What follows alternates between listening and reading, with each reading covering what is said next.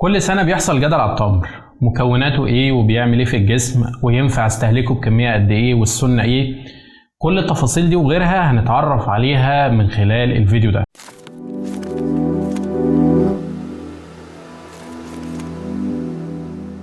السلام عليكم ورحمة الله وبركاته، كل سنة وانتم طيبين. معاكم دكتور عصام طاحون، أخصائي التغذية جامعة القاهرة. هنتكلم في الفيديو ده عن مكونات كوباية الخشاف، وايه اللي ينفع نستهلكه بكمية كبيرة وايه اللي لازم نستهلكه بكمية صغيرة. أول حاجة نتكلم عليها هي التمر. ال100 جرام تمر اللي هم تقريبا حوالي 10 حبايات وسط أو 7 حبايات كبار. ال100 جرام بيحتوي على 75 جرام سكر و22 جرام مية و2 جرام بروتين وجرام مخلفات تربة. والتمر لا يحتوي على نسب معتبرة من الفيتامينات والمعادن، فنقدر نقول ان المكون الرئيسي بتاعه هو السكر. طيب، هل تعلم ان معلقة الشاي الصغيرة وزنها 5 جرام؟ يعني ال100 جرام تمر فيهم 75 جرام سكر، يعني ما يعادل 15 معلقة شاي صغيرة. طبعا حضرتك هتيجي تقول لي لا، ده سكر طبيعي وده سكر صناعي. عشان كده هنعمل مقارنة سريعة ما بين سكر التمر والسكر الابيض اللي بنحطه على الشاي. السكر الابيض اللي بنحطه على الشاي اسمه السكروز، وده بيكون من نوعين سكر مربوطين ببعض. النوعين دول اسمهم الفركتوز والجلوكوز. ال 75 جرام سكر اللي موجودين بشكل طبيعي في التمر بيكونوا من 34 جرام جلوكوز و32 جرام فركتوز وبعض الالياف. يعني نقدر نقول ان ده طبيعي وده طبيعي، وده بيكون من جلوكوز وفركتوز وده بيكون من جلوكوز وفركتوز. كده ما نقدرش نقول ان في فرق كبير ما بين سكر التمر والسكر الابيض اللي بنحطه على الشاي، لا سيما بعض الالياف في التمر وبعض المعادن البسيطة.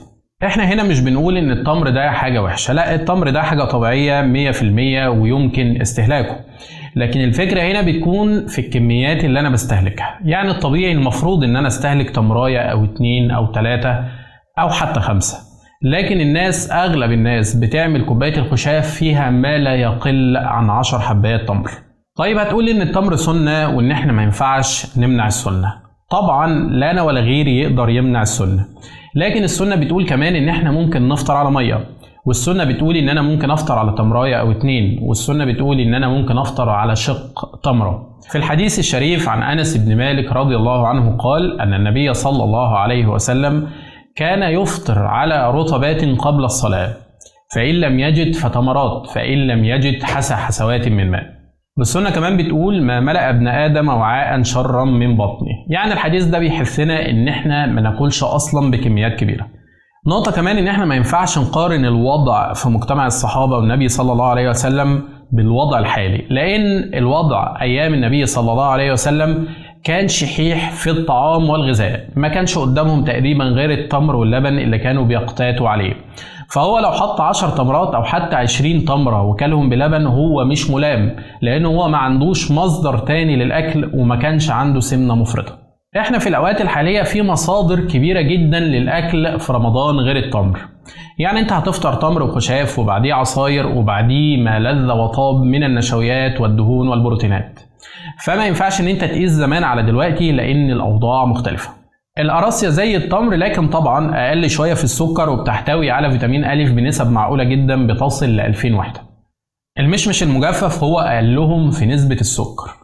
ال100 جرام مشمش مجفف اللي هم تقريبا حوالي 6 قطع بيحتوي على 11 جرام سكر فقط، وبيحتوي على 86 جرام مية وبعض الالياف. والمميز في المشمشية ان فيها مادة اسمها البيتا كاروتين موجودة فيه بنسب عالية، وموجود برضه فيتامين أ بنسب تصل ل 2000 وحدة في ال100 جرام. فده معناه ان احنا ممكن نزود مشمش مجفف ونقلل في القراصية والتمر.